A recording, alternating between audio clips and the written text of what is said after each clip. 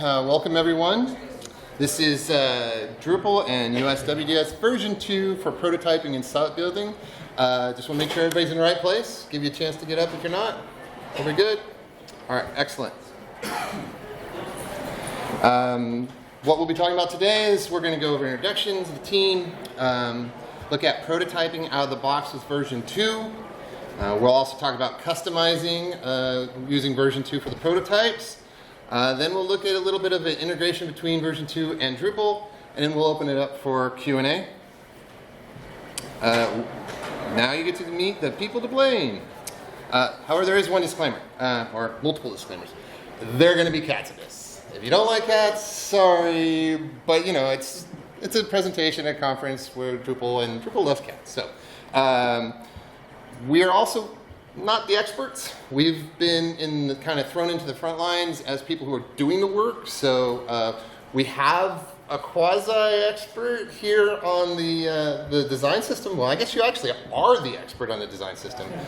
But we, we're just hands dirty trying to get things and move them forward. So we'll answer questions as best we can, but we're not the definitive authorities on this.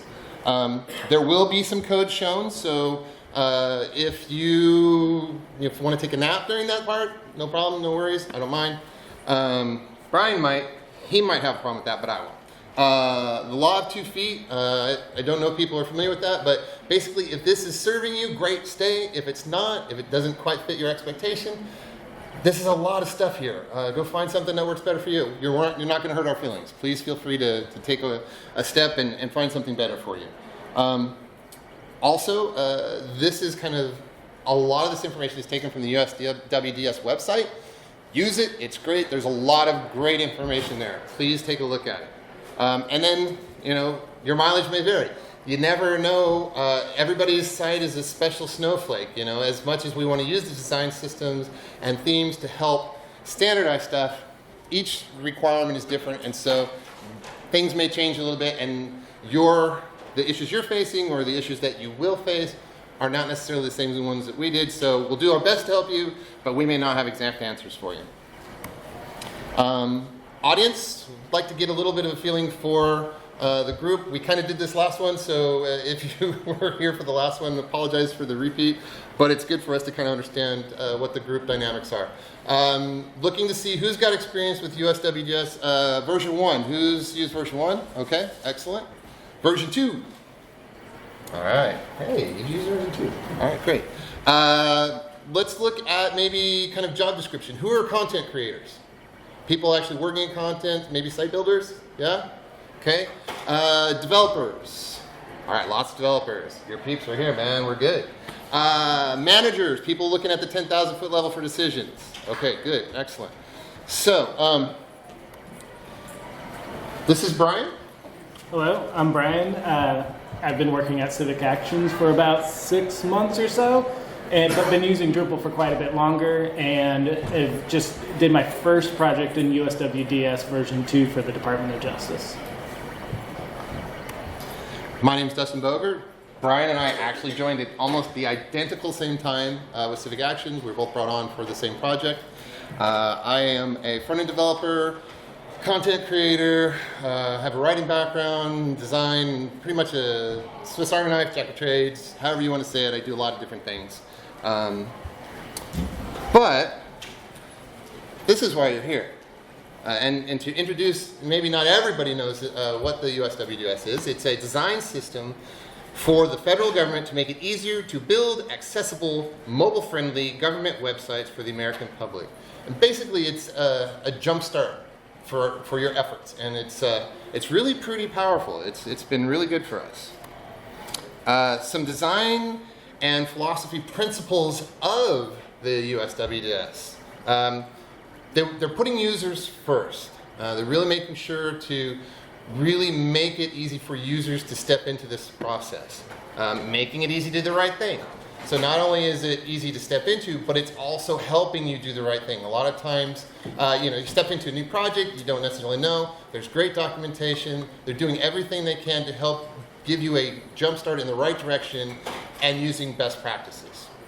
Accessibility is fundamental.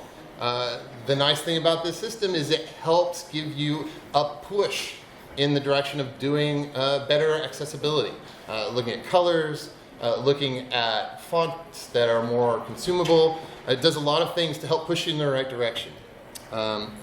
Start from existing solutions. It gives you an opportunity to build on the things that you've already done, so that you don't have to completely scrap everything. Be consistent and not static. It's a community that is growing and is looking to improve. We've had version 1, we are now on version 2. It's a community, and as a community, it needs engagement. And so I think Dan will echo this, is we're hoping to get people involved and working together to make it better for all of us. And it only gets better if people help and move it forward. And then again, sharing what we do. It's a community. And so the important part is sharing information around so that more people are exposed to it. For example, this morning at a BOF, we just found out that there is another version of a Drupal theme that we didn't even know about. And so those kind of exposure, those kind of opportunities to learn is what happens when the community works together and communicates. So please make sure to share what you do.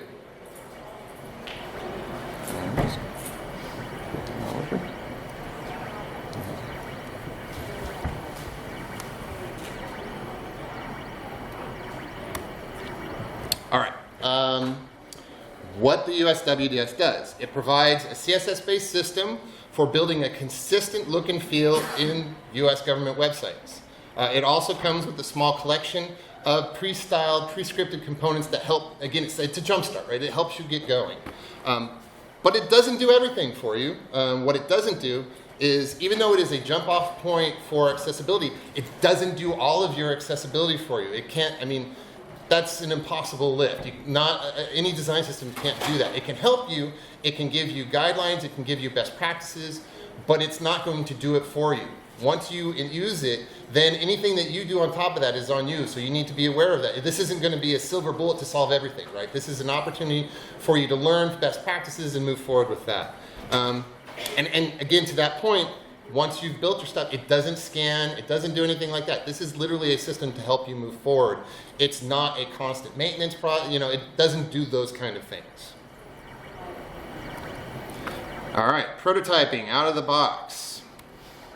Again, accessibility, it's a really important thing. This poor cat is stuck in a box, right? We don't want to be stuck in a box. We want to make sure that everybody has the opportunity to use the tools and the websites that we're making. So accessibility is a core philosophy, and this is literally taken directly from the site. So this is the kind of really good content that's there. Accessibility is fundamental, again, that core philosophy. It isn't an optional enhancement. It's at the core of how this is designed. Every design, asset, and piece of code offered should meet or exceed the accessibility standards outlined in Section 508. And the guidance should ensure any project-specific customizations perform well for the broadest possible definition of the public. So it really is in the kind of the core of what they're doing. So please take that to heart. It does provide some built-in attributes to help. Again, these are just jumping off points, but what it does do is it allows you to control whether your content is seen or not by specific types of devices. So if you have a visual browser, you can have content on for that and as well on for your screen reader, or you can choose to turn them off specific to it. You can have it on for the browser but off for the reader, or conversely, you can have it on for the reader, off for the browser, and gives you specific ways to do that here.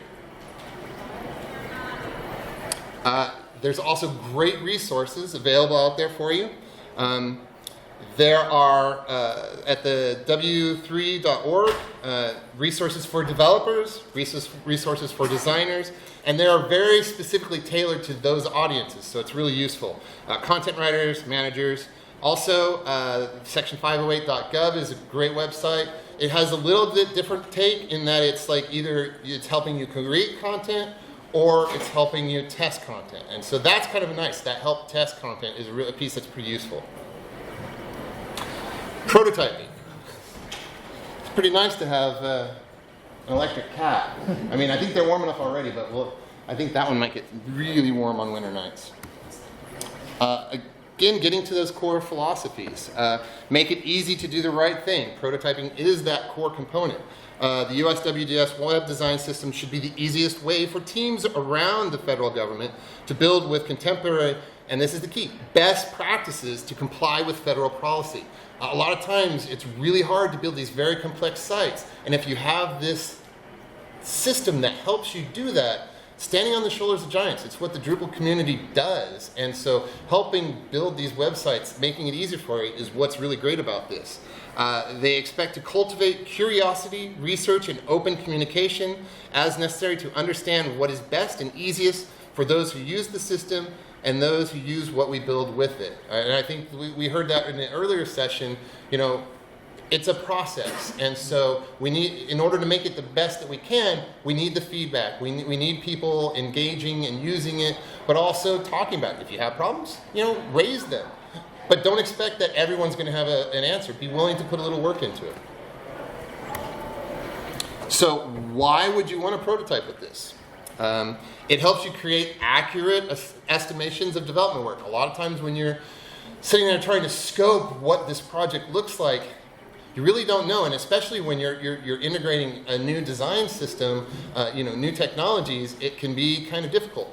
But if you prototype with this first, before you step into, you know, a CMS, Angular, you know, whatever it is that you're using, if you prototype with this system first, you'll get a better understanding of how it works. Also, it gives you visual confirmations that the designs you've been given can work. It goes to that whole idea of being able to build and see how things fit together, you know, feel how the pieces match together and how they meld. And so from that aspect, you can actually test it out and say, oh, hey, that design doesn't work because this doesn't scale right. Or, hey, those designs were great, we're spot on, let's move to the next level. Prototyping also gives you validation of those designs for the product owners, because you can say, all right, we've done these prototypes, you know, we've got 2 sample pages, these are what the designs look like, and you can say to the product owner, hey, what do you think? You know, we haven't integrated into the CMS first, but this is how it's going to look. What, does it work? Do we need to do something different? You know, it gives you that live feedback, and that is immensely helpful, especially if you're trying to make iterative changes. Also, it gets you a chance to know the system and work inside of it without having to deal with, for example, Drupalisms that get injected into it. Or, you know, if other systems have their own requirements. And so if you learn this first, then you can apply it without having to retrofit and bolt things on. And so it really does help when you understand how the system works. I mean, we kind of had the issue where we just dove into it and we didn't thoroughly do the prototyping first.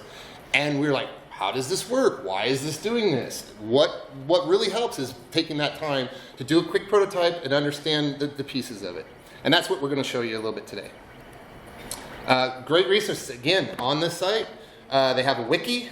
There's documentation specifically for designers, specifically for developers. They even have videos. They've got implementations where you actually see in the pages. And then they have sample page templates that you can use to help you move forward with your template. And that's literally what Brian did, is he grabbed some components that you're going to see here in a little bit and threw them together for a prototype. It's easy to do, and it's really useful. All right, exploring the settings. Every kitty is its own special snowflake, right? So sometimes you've got to think about what you're going to do. And it's really hard not to like that picture, by the way. Is this where you want to step in? Okay. Okay, so most of the things you're going to want to do when you first start prototyping with this thing is look what's available in the settings, because most of the changes you're going to want to make is right there. We're going to talk about colors, which was something that was a hard point for our team, is to get around the whole color process inside of USWDS, because it defines a limited color palette. And that's based off of research and accessibility. You can't use every color that you would want to. And this little graphic shows, this is kind of misleading because these are just the vivid colors, but it shows like an illustrated view of how all of the colors are kind of truncated down to just a small subset. I'm going to run through these pretty fast because I want to get to this demo where I want to show you guys a lot of stuff and there's not a lot of time. So just save any questions till that's over, but I'm going to go through these topics really fast, and then I'm going to show them in action, and then you guys can grill me on it. So you've had your coffee, and now you can do your stuff? Exactly. So USWDS comes with 4 fonts that it ships with, and there's 6 other tokens that are kind of system fonts that you can use. It does provide the ability to add more fonts. The fonts that it comes out of the box with is Merriweather, Public Sans, Roboto Mono, Source Sans Pro, and then it uses tokens for those, and there's type tokens and role tokens. Type tokens are for things like this is monospaced type, here's serifs and sans serifs. The role-based ones are more of how they're used in your design, so headings, body, UI, code blocks, things like that. And this is just kind of lifted right from the website. Design tokens are a limited set of discrete options, just like a scale of musical notes is drawn from the spectrum of all possible frequencies. Or like the presets on a car radio, not every option, just a specific selection. So this is a narrowed down subset of things that you're going to want to change.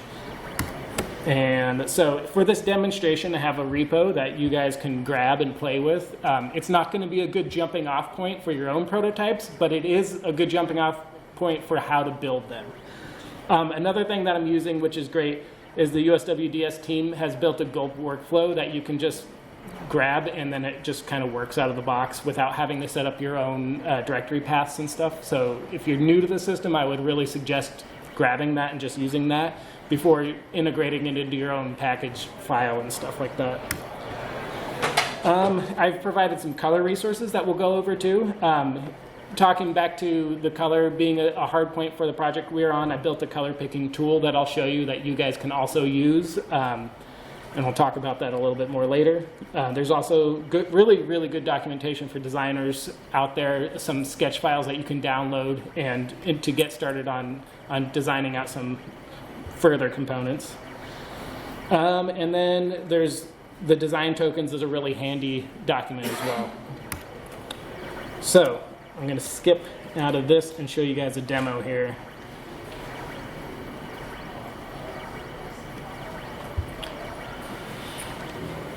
Yeah, I'm going to go into presentation mode here. But first, I'm going to show you. What's wrong with the color picker? All right, so this is the repo for this demo. There's not much to it. You can just fork it or clone it, run npm install, hit gulp watch, and start changing some stuff in the settings files, and you'll see it working right away. This is the USWDS Gulp repo. It's also pretty easy to install. And here's the actual prototype. I just stole all this stuff from Dan's website because it's all there. Why would I rebuild it again? And so here's a homepage with some sample stuff. This is kind of the same thing that you would get from the sample page template section. I threw in a couple of components, not all of them. This is a small subset just to kind of show how some of the changes that we're going to make affect these things. But I would recommend going and looking at all the components before you start doing prototyping to figure out which ones you're going to use and how you're going to use them. All right, so yeah, I'll jump into that here in a second. All right, so the first thing we're going to look at are these settings files here. So the USWDS Gulp, oh, let me go into presentation mode, sorry.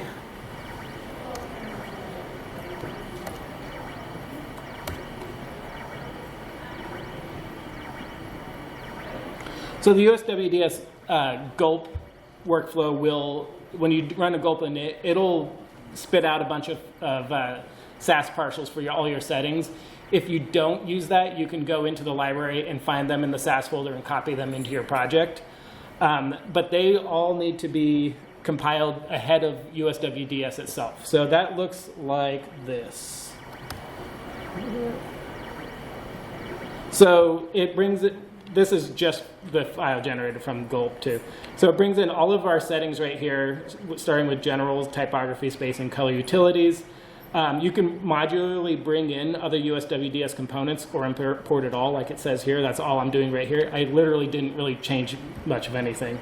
And then anything custom after that gets imported after. So all the settings go and set what the values for the design is going to be, then brings in the design system, and then anything you want to build off of that. And so the first thing we're going to look at is colors. So this is what a colors settings file looks like. It defines a couple of theme palettes, starting with base, primary, secondary. You have accents, warm and cool, errors, warnings, success, all this stuff. Your link colors are also in this spot. So this is where you change things instead of starting with a base file and overriding stuff. Start with these settings because that'll get you most of the way there. The thing that was difficult for our team, though, was knowing which colors we could use because we had specific brand guidelines from the office that we were building this website for, and those colors didn't match up with USWDS's colors. And so I built this tool for our design team to be able to color match this stuff because there was no kind of easy way to see what the colors were. And so it's really gross but really simple. So this is all of the USWDS colors, starting with your reds and going down through all the colors of the rainbow there till you get to the grays. So the way that this works, let's say that my design team needed to match a color. So they'd stick that right here, and it's this kind of mint color. And then you could click around to try to find one that matches it. And until you do, and these are close, not quite. And so you kind of just click around until, yeah, that looks close enough. And then it tells you what the hex value is, but more importantly, it tells you what the name in the USWDS color system it is. So this is Mint 20V. And so as that translates back to here, if I wanted to change my primary color from these blues, I could have that as a jumping off point. So I did go ahead and make a change, but I need to exit presenter mode to show you guys.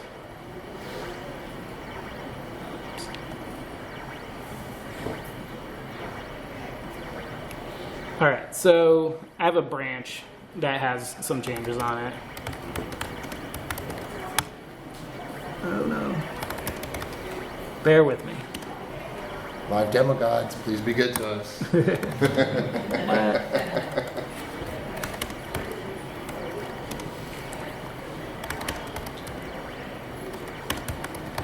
Okay, so on this minty branch here, I've changed a bunch of primary colors. I've changed some accent colors, just the accent cool colors. And I didn't do that live because I changed a whole bunch of them. But the way the system works is now that I've set those colors up, I can run the gulp build sass command that, again, comes out of that USWDS gulp.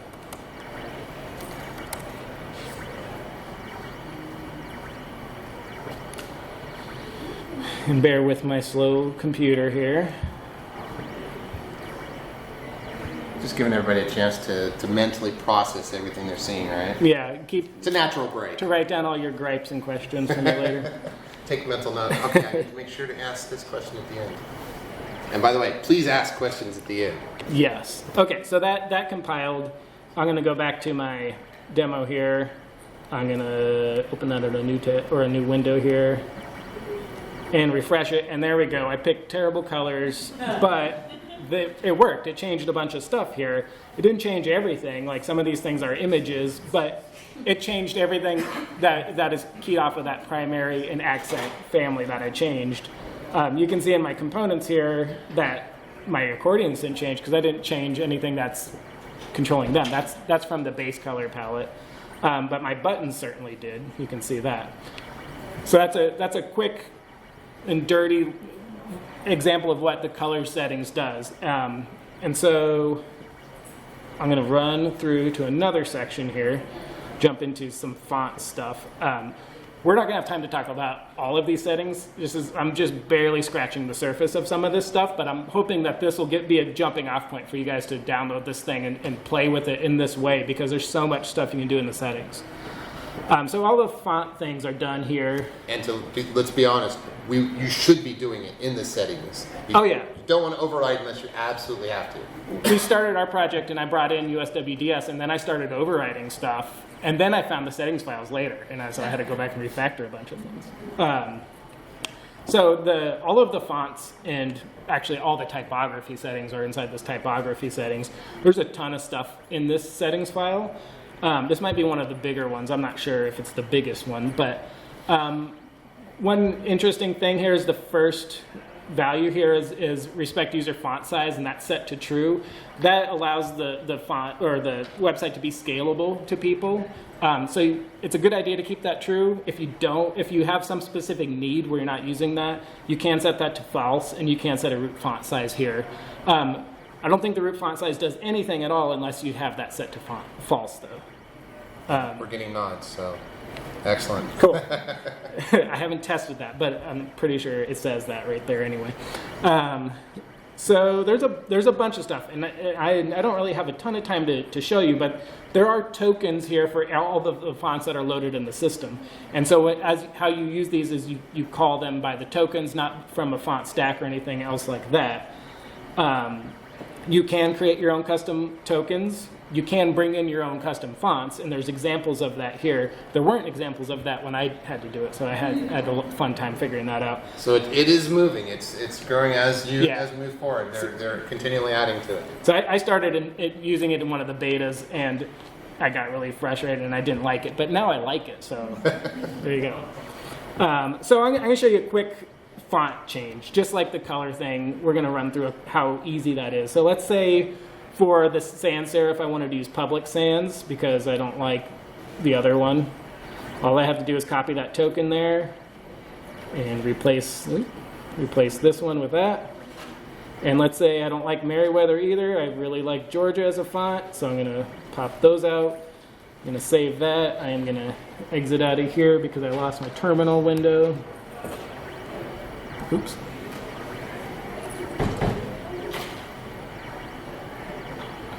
And I'm just going to recompile the SAS again. So again, while that's building, think about all your gripes and questions, and it's a lot faster this time. So I'll take you back to this page and open another window here and do a hard refresh, make sure I got the right fonts there. Boom. Okay. So you can see that changed. Everything kind of moved because this font is spatially a little bit bigger, or all of these fonts that I chose. So here's my new sans serif. Here are my new serif fonts. It just works, you know. Not everything changed because I didn't change. Maybe everything did change. It's kind of hard to tell because they are very similar fonts. So that's a quick and dirty like font change there.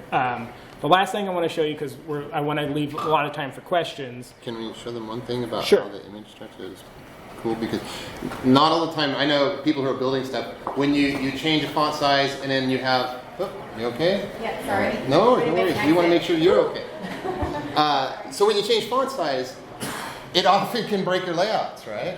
What's awesome is that it doesn't break the layouts here. If you see this, the hero call out, it stretches and the image changes with it. So you get that nice extension so that you're not having to worry about those minute incremental changes that can thrash things. And it's really cool. Yeah, some Flexbox magic probably there.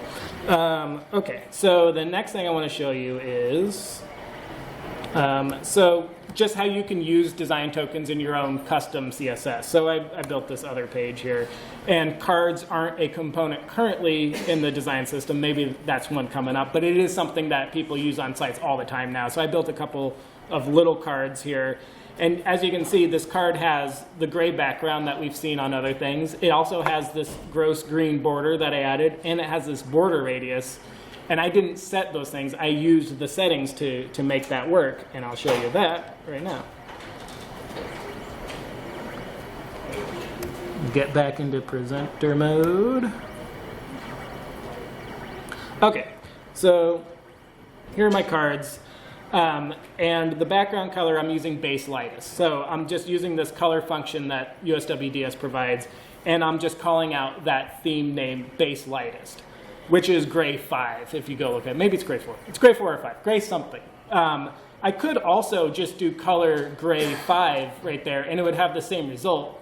The difference is if we start to change theme colors and I'm calling a color by name using in that function, that color is always going to be that color. And if we change our theme, things are going to change. So your typical SAS variable rules apply there. You want to use your named theme colors if you want things to change with the theme. If you have design reasons for it to be specifically a set color that you don't want changing with theme, you can call it out from the named color.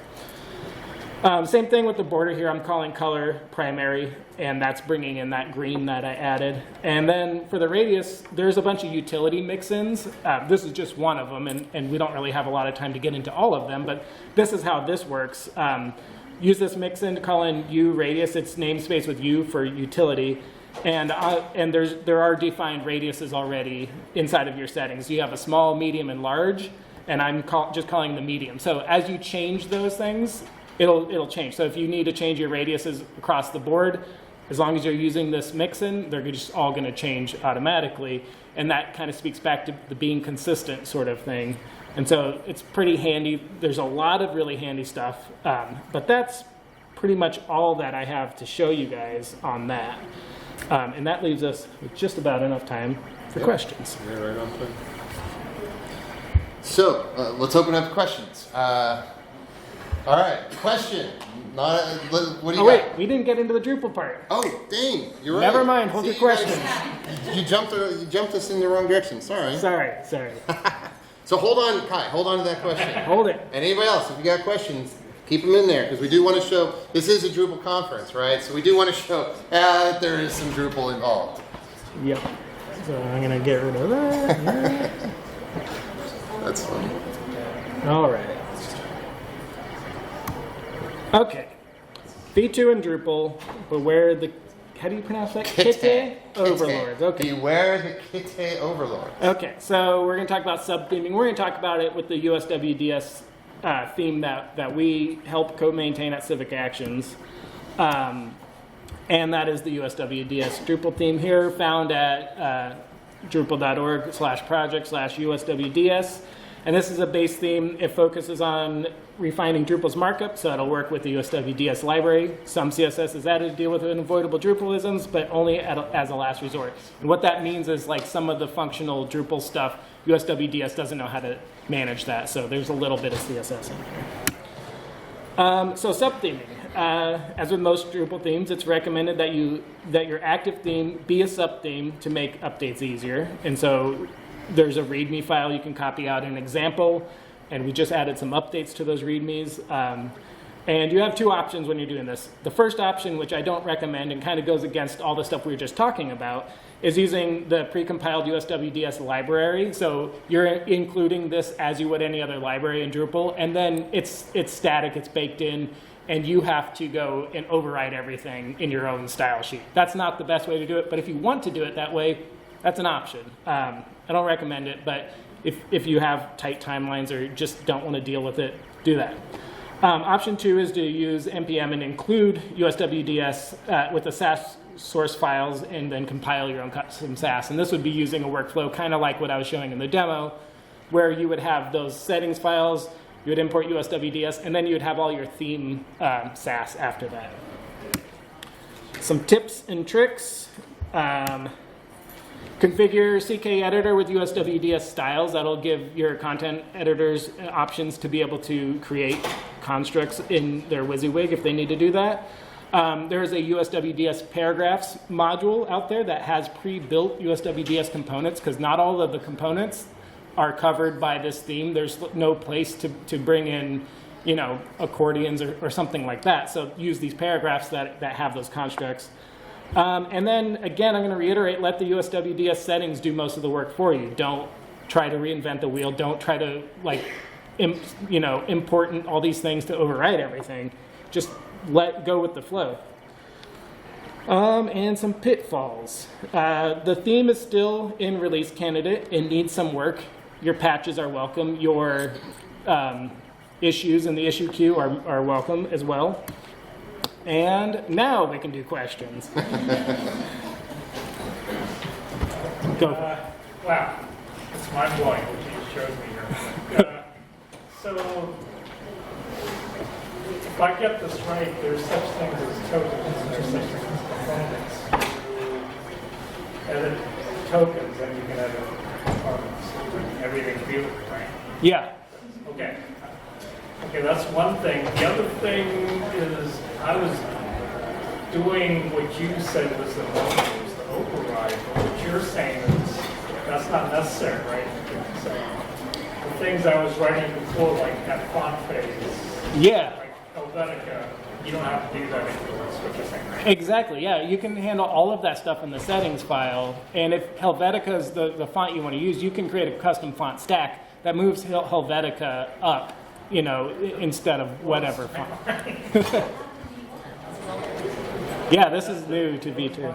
Okay, the third question is, Well, hold on. Before you get 3 questions, let's maybe give someone else 1 question. Oh, you're okay? All right, run with it. Go for it. is Gulp the preferred way for compiling, or is the old NPM run build? So the nice thing about Gulp is that it's easier in a development cycle, but however you compile it, it's however you compile it. You know, as long as you're getting all of the stuff compiled, it doesn't really matter. You could write your own grunt file, you can use Gulp, you can use something else.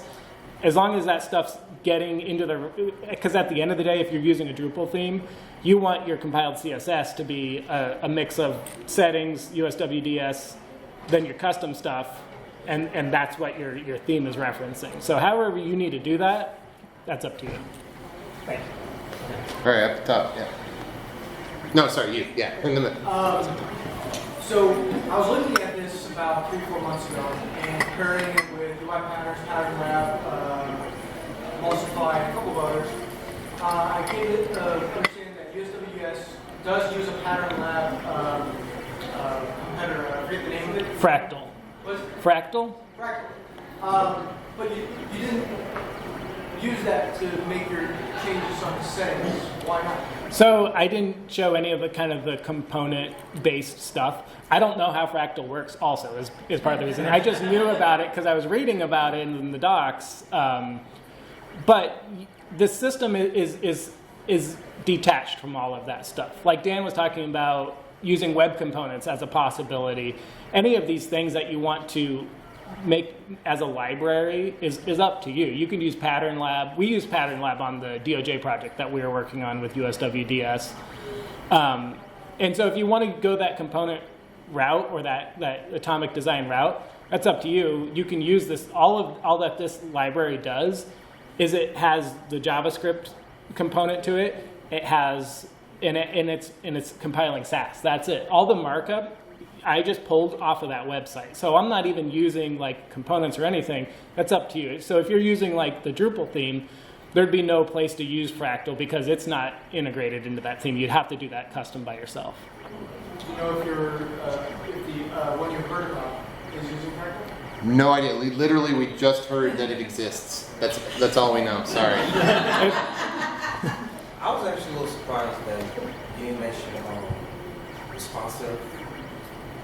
With that because my first experience with this was years ago when my boss told me to read up on it to make sure that moving forward we could comply with the USWDS. And just kind of a couple of years fast forward, 6 months ago, my task was to compare the code with the current with the code that the previous developer had to make sure that it is in compliance. And so here, now it's great what you just demoed, but my main question as a front-end developer, I was a little taken aback that you didn't mention if it is responsive. That's a good question, and I think a lot of us these days just kind of like take that for granted. Like, of course it's responsive. We're building modern websites. But yeah, there are responsive components. There's a whole grid system that I didn't even talk about that comes with the design system. And so a lot of the demo I've shown you isn't responsive. I just kind of like slapped it together so I could show you guys something. But that's kind of like the accessibility part of it. It's still on you to define. It doesn't define, well, there are breakpoint tokens, but it doesn't try to define what everything's going to be. That's still up to you. Yeah, so anything that you want to build responsively, you can use the systems, the grid inside of it, or the breakpoint tokens, or you can roll your own thing. Like if you have a grid system you like, you can incorporate those things pretty easy because it's not opinionated about that aspect of it. You can use as little of it or as much as you want with some caveats, because you do have to use the colors and stuff if you want to use the system for that. You have to use the system fonts. You do have to use the spacing and all this other stuff, but But for the most part, it's free reign for you. So having implement USWDS 1, it'll get you like 70-75% of the way there in terms of responsiveness. Your website is different. It's just, you have different needs, and that's where you have to go that extra 25% of the way.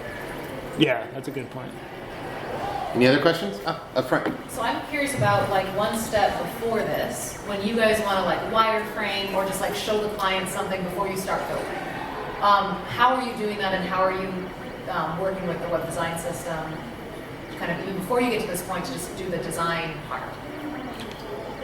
Well, Probably not the we did it. That's the problem, is we didn't really do that. Okay, That's where we're best practices. We're showing you what we did and what we learned from it. So we Yeah. didn't actually have the opportunity to step in through it the right way. So we're like, oh gosh, we need to tell people to do it the right way, because it was a point of pain And for us. I would advocate that designers and developers co-work on this. Yes. Right. So like, if as a developer, I can spin up these prototypes and kind of, I know some of the content constructs that we're going to need, and show the designer, this is what USWDS gives us, and these are the things I can change.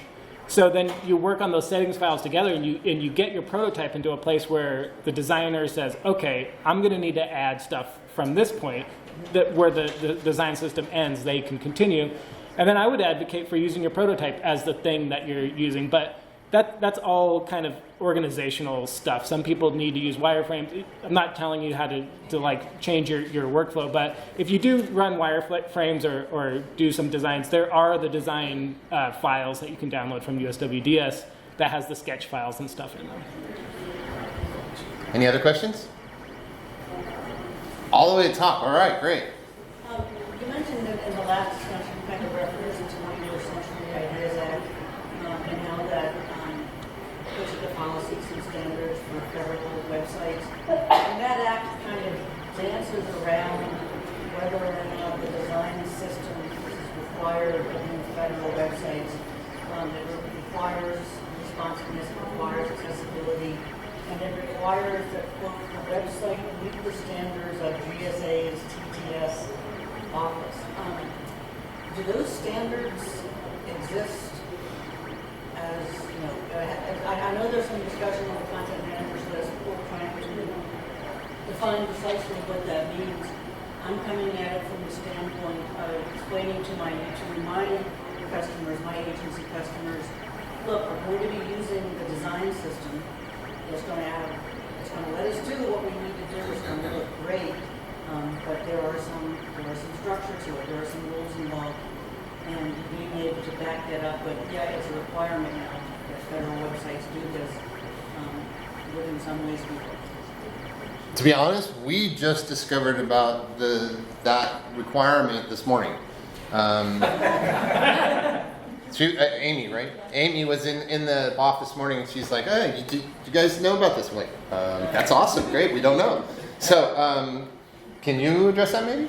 So we're still working through with stakeholders on what the definition of those standards would be. I'd say in the meantime, use the design system. It's a great thing to have in your toolbox to get you towards the requirements that are in Section 3A, including mobile friendly, accessible, etc. It gets you to that 80% that you need to get to. So we highly encourage you to do that. Look at the policies and then those 6, which are essentially reiterated in IDEA. So look at what those policies are, and you'll commit to those. Awesome, thank you. Anything else? Now, one quick question we could probably answer. All right, excellent. Cool. Thanks, everyone. Really appreciate you coming.